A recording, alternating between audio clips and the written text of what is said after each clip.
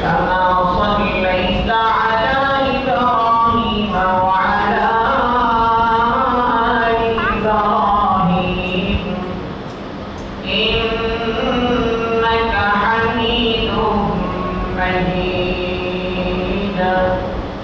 اللهم بارك على محمد وعلى آل محمد كما باركت على إبراهيم وعلى آل إبراهيم إنك حميد مجيد.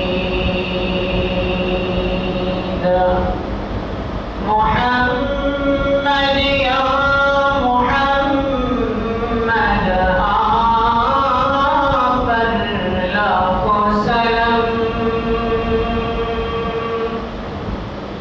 حامد محمود أحمد أبلغ سلام بلغ العلا بكماله كشف الدجى بجماله حسنت جميع خصاله صلوا عليه وآله. سبحانك لا علم لنا إلا ما علمتنا إنك أنت العليم الحكيم. صدق الله العظيم. মহান আল্লাহ জাল্লা শানুহু ওয়া নওয়ালুহু দরবারে অসংখ্য অগণিত শুকরিয়া যে রব্বে কারীম আমাদেরকে পবিত্র জুমার দিন পুরো পৃথিবীর মধ্যে সবচেয়ে পবিত্র স্থান আল্লাহ পাক রব্বুল আলামিনের পবিত্র ঘর মসজিদে এসে উপস্থিত হওয়ার তৌফিক দান করেছেন। এজন্য রব্বে কারীমের দরবারে শুকরিয়া আদায় করি আলহামদুলিল্লাহ। আল্লাহ পাক রব্বুল আলামিন কোরআনে হাকীমের মধ্যে বলেন লাইন শাকারতুম লাযীদান্নাকুম ওয়া লাইন কাফারতুম ইন্না আযাবি লাশাদীদ। যখন আমার বান্দা আমার বান্দী আমার নিয়ামত পায় আর নিয়ামতের শুকর আদায় করে আমি আল্লাহ পাক রব্বুল আলামিন বান্দা বান্দীর শুকর আদায়ের মাধ্যমে তাদের নিয়ামতকে আমি আরো বহু গুণে এরকম বৃদ্ধি করে দিই। পক্ষান্তরে এরা যদি আমার নিয়ামতকে অস্বীকার করে নিয়ামতকে প্রত্যাখ্যান করে নিয়ামতকে অবজ্ঞা করে তারা জেনে রাখুক আমি তাদেরকে কঠিন আযাবের মধ্যে গ্রেফতার করব। এজন্য আমরা যদি আল্লাহ পাক রব্বুল আলামিনের আযাব থেকে রক্ষা পেতে চাই আল্লাহ তাআলার আযাব থেকে যদি মুক্তি পেতে চাই জাহান্নামের আগুন থেকে যদি মুক্তি পেতে চাই কাল কিয়ামতের ময়দানে যদি পার পেতে চাই তাহলে আমাদের উচিত হবে সদা সর্বদা রাসূলের হাদিস অনুযায়ী সুস্থ অসুস্থ বিপদ আপদ সর্ব অবস্থায় আল্লাহ পাক রব্বুল আলামিনের নিয়ামতের শুকর আদায় করতে হবে। আল্লাহ পাক রব্বুল আলামিন অনেক অনেক নিয়ামত রাজির মধ্যে আমাদেরকে ডুবিয়ে রেখেছেন। যখন কিছু নিয়ামত আমাদের হাত থেকে হাতছাড়া হয়ে যায় তখন আমরা উপলব্ধি করতে পারি যে আসলে নিয়ামতের কদর আমাদের কতটুকু করা উচিত ছিল। আমার এই ৩.৫ হাত বডির মধ্যেও আল্লাহ পাক রব্বুল আলামিন অসংখ্য অগণিত নিয়ামত রাজি যেটা আমি চাওয়া ছাড়াই আল্লাহ পাক রব্বুল আলামিন আমাকে দিয়ে দিয়েছেন। তো সর্বোপরি কথা হলো আলোচনা সেই দিকে নয়। আল্লাহ পাক রব্বুল আলামিন উম্মাহকে সঠিক পথের দিশা দেওয়ার জন্য উম্মাহ যেন সঠিক পথ পায় উম্মাহ যেন অন্ধকার থেকে আলোর পথ খুঁজে বের করতে পারে এজন্য আল্লাহ পাক রব্বুল আলামিন যুগে যুগে অসংখ্য নবী রাসূলগণদেরকে প্রেরণ করেছেন। সেই ধারাবাহিকতায় আমাদের নবী সরকারে দো আলম রাসূল আরবি সাল্লাল্লাহু আলাইহি ওয়াসাল্লামকে আল্লাহ পাক রব্বুল আলামিন এই পৃথিবীর জমিনে রিসালাত নিয়ে, আল্লাহ পাক রব্বুল আলামিনের বাণী নিয়ে দুনিয়াতে পাঠিয়েছেন, যেন উম্মাহ সঠিক পথ খুঁজে পায়। যে সমস্ত মানুষগুলো রাসূল করিম সাল্লাল্লাহু আলাইহি ওয়াসাল্লামের জামানার মধ্যে গোমরাহিতে লিপ্ত ছিল, অন্ধকারের মধ্যে নিমজ্জিত ছিল, জুলুম, নির্যাতন, মারামারি, কাটাকাটি, খুনোখুনি, এর মধ্যে যারা এরকম বসবাস করতেছিল, রাসূল আরবি সাল্লাল্লাহু আলাইহি ওয়াসাল্লাম এসে তাদের মাঝে এমন ভাবে মেহনত করেছেন, আল্লাহ পাক রব্বুল আলামিনের বাণীগুলো তাদেরকে এমন ভাবে শুনিয়েছেন, এমন ভাবে তাদেরকে শিক্ষা দিয়েছেন, এমন ভাবে প্রশিক্ষণ দিয়েছেন, সেই মানুষগুলো সোনার মানুষের উপর পরিণত হয়েছে। সুবহানাল্লাহ। এজন্য শুধু তিনি যে আমাদের রাসূল, আমাদের নবী এমন নয়, পুরো বিশ্ববাসীর জন্য আল্লাহ পাক রব্বুল আলামিন তাকে এরকম হেদায়েতের বাণী নিয়ে পাঠিয়েছেন, পুরো বিশ্ববাসীর জন্য। সরকারে দো আলম কেন বলা হয়? তিনি দুনিয়ার সরকার, পরকালের যে জিন্দেগি জান্নাত, সেখানেও তিনি সরকার হবেন। যেটা আমরা কিভাবে জানতে পারবো? এটা আমরা তখনই জানতে পারি রাসূল আরবি সাল্লাল্লাহু আলাইহি ওয়াসাল্লামের জীবন দশায় তার মেরাজ হয়েছিল, সেখানেও এটা স্পষ্ট হয়ে গিয়েছে যে তিনি নবীকুলের সরদার। সমস্ত নবীরা তার পিছনে এরকম মসজিদ আকসায়, সেখানে সবাই একত্রিত হয়ে তার পিছনে এরকম নামাজ আদায় করছে। আল্লাহ পাক রব্বুল আলামিন প্রত্যেক নবীকেই বিশেষ একটি গুণ, বিশেষ একটি সিফাত সেটা দুনিয়ার মধ্যেই দান করেছিলেন, আর তা হলো তাদের একটি দোয়াকে আল্লাহ পাক রব্বুল আলামিন, তাদের একটি চাওয়াকে আল্লাহ পাক রব্বুল আলামিন কবুল করে নিয়েছেন, আর তাদের চাওয়াগুলো তারা দুনিয়ার মধ্যেই পূরণ করে নিয়েছেন। পক্ষান্তরে সরকারে দো আলম নবী আলাইহিস সালাতু ওয়াস সালাম এই জিনিসটাকে পরকালীন যে জিন্দেগি, সেই জিন্দেগির জন্য বরাদ্দ করে রেখেছেন। সেখানে আল্লাহ পাক রব্বুল আলামিন কোরআনে কারীমের মধ্যে এটা স্পষ্ট করেছেন যে মাকামান মাহমুদা, আল্লাহ তাকে মাকামে মাহমুদ পর্যন্ত পৌঁছে দিবেন। এই মাকামে মাহমুদ মূলত কি? এই মাকামে মাহমুদই হলো আল্লাহ পাক রব্বুল আলামিনের পক্ষ থেকে এমন বিশেষ এক মর্যাদা, এমন বিশেষ এক সম্মান, যেটা কাল কিয়ামতের ময়দানে রাসূল ছাড়া এটার অধিকারী আর কেউ হবে না। আর সেটা হলো সমস্ত উম্মতের জন্য আল্লাহ পাক রব্বুল আলামিনের কাছে এরকম সুপারিশ করার যে সাহস, যে শক্তি, এটা শুধু একমাত্র রাসূল আরবি সাল্লাল্লাহু আলাইহি ওয়াসাল্লামের কাছেই থাকে। সমস্ত নবীরা যেখানে ইয়া নাফসি বলতে থাকবে, সেখানে সরকারে দো আলম ইয়া উম্মতি বলে আল্লাহ পাক রব্বুল আলামিনের কাছে রোনাজারি করতে থাকবে। এজন্য এই মাসই রবিউল আউয়াল মাস শুরু হয়েছে, অনেকগুলো দিনও এখান থেকে অতিবাহিত হয়ে গেছে। এই মাসেই রাসূলের আগমন ঘটেছিল। এই মাসকে নিয়ে আমরা অনেক কিছু উদযাপন করে থাকি, কিন্তু সরকারে দো আলমের যে মিশন ছিল, যেটা বাস্তবায়ন করার জন্য তাকে দুনিয়াতে রিসালাত দিয়ে পাঠানো হয়েছিল, সেই মিশন থেকে, সেটা বাস্তবায়ন করা থেকে আমরা অনেক দূরে সরে রয়েছি। এজন্য সরকারে দো আলমকে যদি আমাদের মহব্বত করতেই হয়, ভালোবাসতেই হয়, তার মহব্বত আমাদের অন্তরে লালন করতেই হয়, তাহলে সর্বপ্রথম বিষয় হলো সরকারে দো আলমের যে সমস্ত আদেশগুলো রয়েছে, সরকারে দো আলমের যে সমস্ত শিক্ষাগুলো সাহাবায়ে কেরামের মাঝে তিনি ছড়িয়ে দিয়েছেন,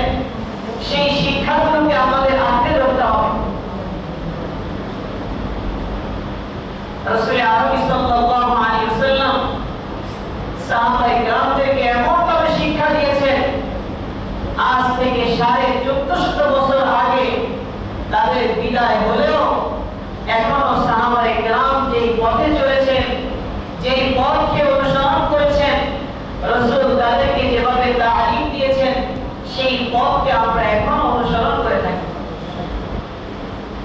তারা এমনিতেই সোনার মানুষের রূপান্তরিত হন নাই। আল্লাহ পাক রব্বুল আলামিন কোরআনে কারীমের মধ্যে 6666 আয়াত মতান্তরে বেশি কম হতে পারে। এই আয়াতগুলোর মধ্যে প্রায় 15-17 বেশি আয়াত শুধু সাহাবায়ে কেরামদের জন্য বরাদ্দ করেছেন। তাহলে এর মাধ্যমে আমরা উপলব্ধি করতে পারি, বুঝতে পারি যে তাদের মর্যাদা আল্লাহ পাক রব্বুল আলামিনের কাছে কতটুকু পরিমাণে ছিল। এজন্য রাসূলের মহব্বত আমাদের অন্তরে পয়দা করতে হবে, রাসূলের প্রতি ভালোবাসা আমাদের অন্তরে জাগাতে হবে। এটা যদি না হয় তাহলে আমরা পরিপূর্ণ মুসলমানের অন্তর্ভুক্ত, পরিপূর্ণ মুমিনের অন্তর্ভুক্ত হতে পারব না। আর আমি যদি পরিপূর্ণ মুমিন না হই, পরিপূর্ণ মুসলমানের রূপ না নিতে পারি, তাহলে কাল কিয়ামতের ময়দানে আল্লাহ পাক রব্বুল আলামিন যখন আমাকে কাজ করাবে, এর হিসাব আমি সঠিকভাবে আল্লাহ তাআলার কাছে দিতে পারব না। এজন্য কোরআনে কারীমের মধ্যে আল্লাহ পাক রব্বুল আলামিন কি বলেছেন? কুল ইন কুনতুম তুহিব্বুনাল্লাহ ফাত্তাবিউনি ইউহিব্বুকুমুল্লাহ ওয়া ইয়াগফির লাকুম যুনুবাকুম ওয়াল্লাহু গফুরুর রহিম। আল্লাহ পাক রব্বুল আলামিন কোরআনে কারীমের মধ্যে বলতেছেন, কুল আপনি তাদেরকে বলে দিন, ইন কুনতুম তুহিব্বুনাল্লাহ, যারা আল্লাহ পাক রব্বুল আলামিনকে ভালোবাসবে, ফাত্তাবিউনি, এবং আপনার অনুসরণ করবে, তথা যারা আপনাকে ভালোবাসবে, আপনার অনুসরণ করবে, আপনাকে মহব্বত করবে, ইউহিব্বুকুমুল্লাহ, আমি আল্লাহ পাক রব্বুল আলামিনও তাদেরকে এরকম মহব্বত করব, ভালোবাসব। দুনিয়ার কোন মানুষকে, আপনার সন্তানকে, আপনার স্ত্রীকে, আপনার বাবাকে, আপনার আরো যত স্বজনরা হয়েছে, কাউকে ভালোবাসার বিনিময়ে আল্লাহ পাক রব্বুল আলামিন এটা বলেন নাই যে আমিও তাদেরকে ভালোবাসার কারণে তাকে ভালোবাসবো। কিন্তু রাসূলকে ভালোবাসার দ্বারা আল্লাহ পাক রব্বুল আলামিন স্বয়ং বলেছেন, আমি আল্লাহ পাক রব্বুল আলামিন তাকে ভালোবাসবো, মহব্বত করব। এজন্য আল্লাহ পাক রব্বুল আলামিনের ভালোবাসা, মহব্বত যদি আমরা পেতে চাই, আল্লাহ পাক রব্বুল আলামিনের মহব্বত যদি আমাদের অন্তরে জাগ্রত করতে চাই, তাহলে আমাদের সর্বপ্রথম কাজ হলো রাসূলের মহব্বত আমাদের অন্তরে লালন করতে হবে।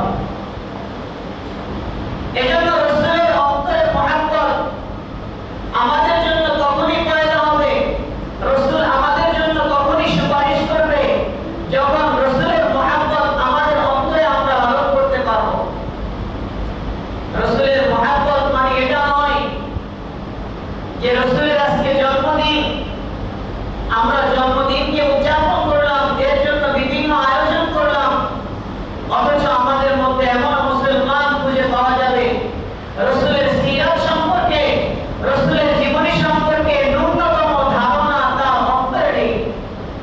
কবে, কখন, কোথায়, কিভাবে রাসূলের আগমন হয়েছে, রাসূল কিভাবে, কি জন্য পৃথিবীতে আগমন করেছেন, তার মুক্তি জীবন কিভাবে কেটেছে, মাদানী জীবন কিভাবে কেটেছে, ইসলামের জন্য এই আয়ায়ে কারিমুল্লাহকে সমুন্নত করার জন্য রাসূল সাল্লাল্লাহু আলাইহি ওয়াসাল্লামকে কতটুকু পরিমাণে ত্যাগ স্বীকার করেছেন রাসূল করিম সাল্লাল্লাহু আলাইহি ওয়াসাল্লাম, এই সম্পর্কে আমাদের ন্যূনতম ধারণা নেই।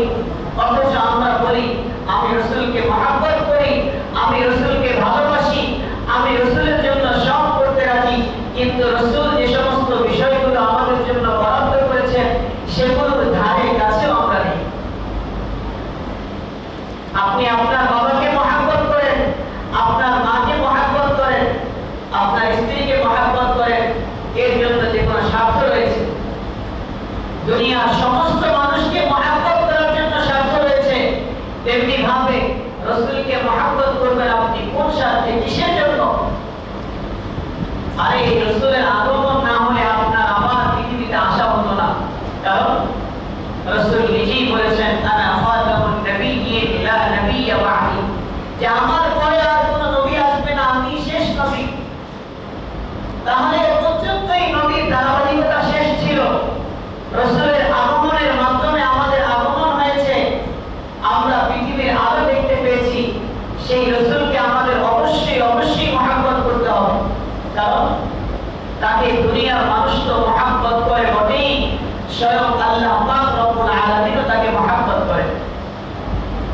শুধু মহব্বত করেন না, আল্লাহ পাক রব্বুল আলামিন দুনিয়া আখিরাত সমস্ত জাহানের সরদার হিসেবে তাকে আখ্যা দিয়েছেন। সরদারে দু আলম, দুনিয়ার সরদার, জান্নাতের সরদার রাসূল করিম সাল্লাল্লাহু আলাইহি ওয়াসাল্লামই হবেন। এজন্য আমরা বিভিন্ন সময় বলি, আগে তো অনেক রেওয়াজ রসুম, অনেক ধারাবাহিকতা এরকম আমাদের মধ্যে প্রচলন ছিল, এগুলো সব ধীরে ধীরে এরকম উঠে যাচ্ছে। রাসূল করিম সাল্লাল্লাহু আলাইহি ওয়াসাল্লামকে নিয়ে এখন আর মিলাদ মাহফিল করা হয় না। এর কারণটা কি? আপনি রাসূলকে নিয়ে মিলাদ মাহফিল করলেন, আপনি আপনার বাবা মৃত্যুবরণ করলো, আপনার বাবা মন্দির জন্মগ্রহণ করলো, এটাকে আপনি উদযাপন করলেন, এটা নিয়ে শোকবার্তা দিলেন, অথচ আপনার বাবার জন্য আপনি নামাজ পড়ে একদিনও দোয়া করলেন না। আপনার বাবার কবরের পাশে গিয়ে একদিনও আল্লাহ পাক রব্বুল আলামিনের কাছে হাত তুলে দোয়া করলেন না। যেই বাবা, যেই মা আপনার জন্য কষ্ট পেশ করে আপনাকে দুনিয়ার আলো দেখিয়েছে, 9 মাস আপনাকে গর্ভে ধারণ করেছে, অথচ আপনি কি করেন? আপনার বাবার নামে এরকম মানুষকে খাওয়াচ্ছেন, নাম করার জন্য নিজের পদবিকে এরকম বৃদ্ধি করার জন্য অনেক কিছু করছেন, কিন্তু তাদের জন্য আপনি নিজে দোয়া করতেছেন না। রাসূল করিম সাল্লাল্লাহু আলাইহি ওয়াসাল্লামের শিক্ষা যেটা ছিল, রাসূলের বাণী যেটা ছিল, সেটা আজকে থেকে নয়, সেই 1450 বছর আগে থেকে। এজন্য আমি যদি এখন বলি 100 বছর আগে কি ছিল, 50 বছর আগে কি ছিল, সেই দিকে আমাকে তাকাতে হবে না, আমাকে তাকাতে হবে সেই 1450 বছর আগে রাসূলের উপরে ওহীর মাধ্যমে কি এসেছে, সেই দিকে আমাকে তাকাতে হবে। এজন্য আমাদের উলামায়ে কেরাম আহলে হক যারা রয়েছেন, এগুলোর বিপক্ষে কেউ নয়, আপনি এগুলো করেন, কিন্তু পাশাপাশি রাসূলের যে সুন্নাত, রাসূল সাল্লাল্লাহু আলাইহি ওয়াসাল্লামের যে পথ নিদর্শন, রাসূলের যে আদর্শ, এটাকে আপনি বাস্তবায়ন করেন, এর সাথে সাথে আপনি সব করেন, কোনো সমস্যা নাই। এজন্য রাসূল আমাদেরকে বলেছেন যে অতিরঞ্জন রাসূল কখনোই পছন্দ করতেন না, বেশি বাড়াবাড়ি। ওমর ফারুক রাদিয়াল্লাহু তাআলা আনহু মিম্বরে তার সম্পর্কে অনেক কিছু এরকম বলতেছিলেন, রাসূল এসে এটাই বলেছেন যে আমার সম্পর্কে তোমরা এরকম বাড়াবাড়ি করিও না। এজন্য ইসলাম বাড়াবাড়িকে পছন্দ করে না, আবার একেবারে ছাড়াছাড়িকেও পছন্দ করে না। এটা হলো মধ্যপন্থা, বাড়াবাড়িও নয়, ছাড়াছাড়িও নয়, এটাই ইসলাম পছন্দ করে। এজন্য আমি যদি বলি আমি তো তাকে মহব্বত করি, এজন্য আমি এটা করছি, কিন্তু এটা কোরআনেও নাই, হাদিসেও নাই, তাহলে এই মহব্বতের বিনিময় কি আমি কখনোই পাবো? কখনোই পাওয়া সম্ভব না। আপনি যদি দুনিয়ার উদাহরণও যদি আপনাকে দেওয়া হয়, আপনাকে যদি একজন বলা হয়, আপনার বিবাহিত স্ত্রী, আপনাকে যদি বলা হয় যে তোমার স্ত্রীকে আমি মহব্বত করি, ভালোবাসি, 1 ঘন্টার জন্য আমার কাছে এরকম ছেড়ে দাও, আপনি কি কখনো রাজি হবেন? পুরো দুনিয়ার কোন মানুষ, সে যত নিকৃষ্টই হোক না কেন, সে কখনোই এটা রাজি হবে না। এজন্য ইসলামকে নিয়েও যদি আপনি বাড়াবাড়ি করেন, আপনি যদি বলেন এটা আমি মহব্বতের কারণে করতেছি, ভালোবাসার কারণে করতেছি, আমি রাসূলকে মহব্বত করি তাই এটা করতেছি, তাহলে এটাও ওইভাবে পরিপূর্ণ কখনোই হবে না। এজন্য সবকিছু আপনাকে কোরআন এবং সুন্নাহ অনুযায়ী করতে হবে, ইজমা কিয়াস অনুযায়ী করতে হবে। এই 4 জিনিসের বাইরে যেটা থাকবে, কোরআন, সুন্নাহ, ইজমা, কিয়াস, সেটাই বিভ্রান্ত, সেটাই বিদআত, সেটার কারণেই আপনি গোমরাহের দিকে অগ্রসর হতে থাকবেন। এজন্য মুআজ্জিজ হাজিরিন, আপনাদের কাছে আমার আকুল আবেদন হলো রাসূলের মহব্বত অন্তরে পয়দা করব কিভাবে? আর রাসূলের অন্তরে মহব্বত আমার তখনই জাগ্রত হবে যখন আমি রাসূল সম্পর্কে কিছু জানব। রাসূলের মক্কি জীবন পড়ব, রাসূলের মাদানী জীবন পড়ব, বদরের যুদ্ধে কি কি সংঘটিত হয়েছিল, রাসূল কোথায় কোথায় বাধাপ্রাপ্ত হয়েছেন, মক্কায় যাওয়ার পথে, উমরা করার পথে, হজে যাওয়ার পথে কোথায় কোথায় রাসূল বাধাপ্রাপ্ত হয়েছেন, কাফের মুশরিক বেঈমানরা রাসূলকে কিভাবে অপমান করেছে, কিভাবে লাঞ্ছিত করেছে, কিভাবে অপমানিত করেছে, এই সম্পর্কে যখন আমি জানব আমার অন্তরে তখন রাসূল সম্পর্কে অন্য রকমের এক মহব্বত জাগ্রত হবে।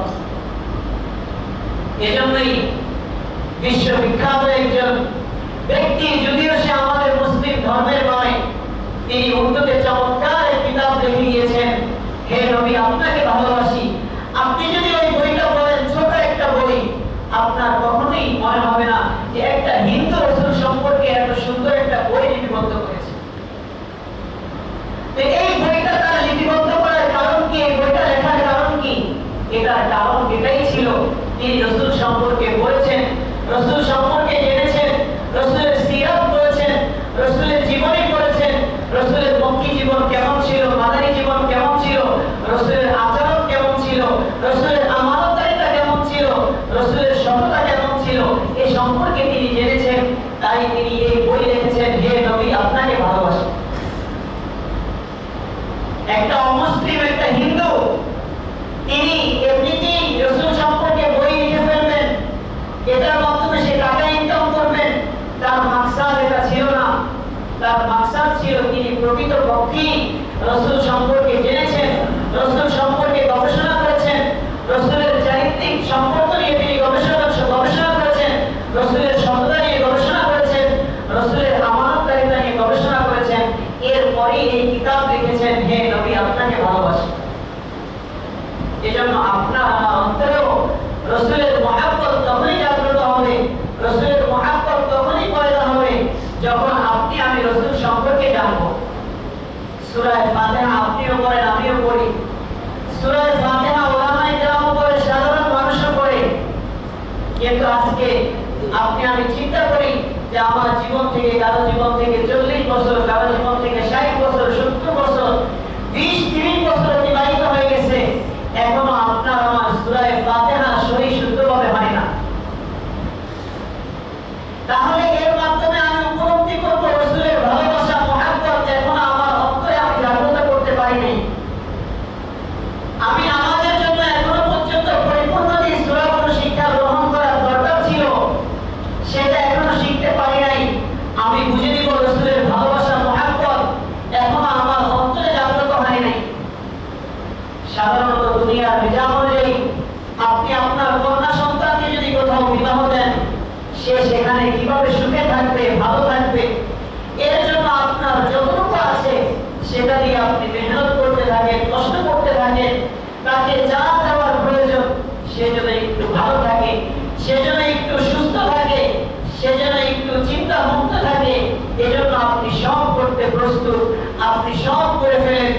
রাসূলের ভালোবাসা, মহব্বতের জন্য আপনি আপনার কতটুকু ব্যয় করেছেন? আপনার কতটুকু এরকম পেরেশানি, চিন্তা চেহারার মধ্যে আসছে? আমার তো এখনো সূরা ফাতিহা ঠিক করতে পারি নাই, আমার তো নামাজের তাসবিহাতগুলো এখনো সহি শুদ্ধভাবে আমি পারি না, রুকু আমি কিভাবে দিব, সিজদায় আমি কিভাবে যাব, হাত আমি কিভাবে বাঁধবো, এগুলো আমি এখনো পর্যন্ত ঠিক করতে পারি নাই। আমার জিন্দেগি চলছে তো চলছে, জীবন থেকে 20 বছর, 30 বছর, তাও আবার এরকম মৃত্যু সন্নিকটে চলে এসেছে। এজন্য রাসূল বলেছেন, 5টা জিনিসের আগে তোমরা 5টা জিনিসকে গুরুত্ব দাও। ইবতানিম খামসান ক্বাবলা খামসিন, 5টা জিনিসের আগে 5টা জিনিসকে তোমরা ভালোবাসো, মহব্বত করো, গুরুত্ব দাও। শাবাবাকা ক্বাবলা হারামি,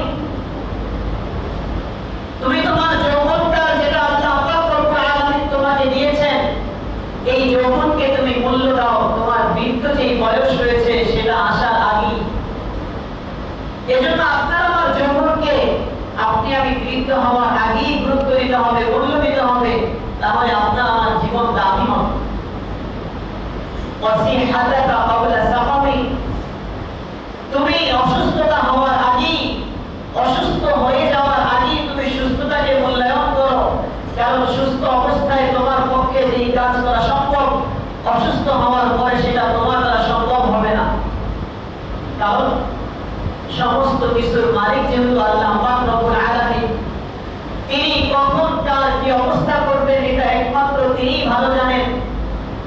আমি তো বলতেছি সবকিছু আমার, দুনিয়া আমার, রাজত্ব আমার, সবকিছুই আমার, বাড়ি গাড়ি নারী সবকিছু আমার, অথচ আল্লাহ পাক রব্বুল আলামিন যদি একটা হাতকে অচল করে দেয়, একটা পাকে অচল করে দেয়, একটা চোখের শক্তিকে ছিনিয়ে নেয়, মাথার ব্রেকটাকে যদি একটু ঘুরিয়ে দেয়, তখন সব কিছু বরবাদ হয়ে যায়।